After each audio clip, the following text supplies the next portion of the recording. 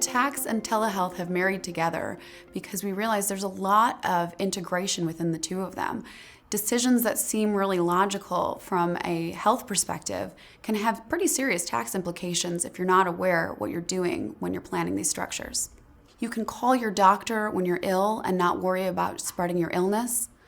You can reach out to them when you're on vacation and something unexpected arises.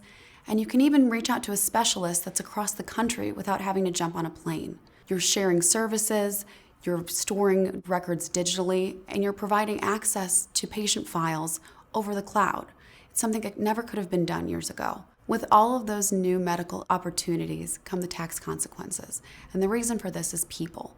All of these are done with people, and where those people are is starting to matter from income tax purposes. The pandemic has shifted how administrators are viewing where individuals are located. Pre-pandemic, you worked in an office, it was straightforward.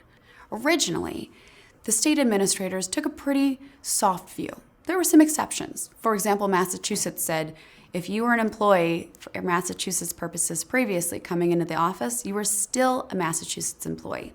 A lot of the other states weren't really sure what to do, so they pressed pause.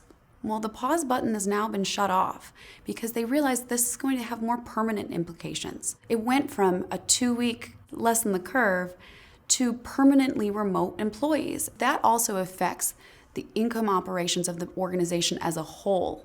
That may create a connection to a state that a company otherwise would not have and may not have thought about when developing its economic structure, when developing its payroll, when developing its own income tax considerations.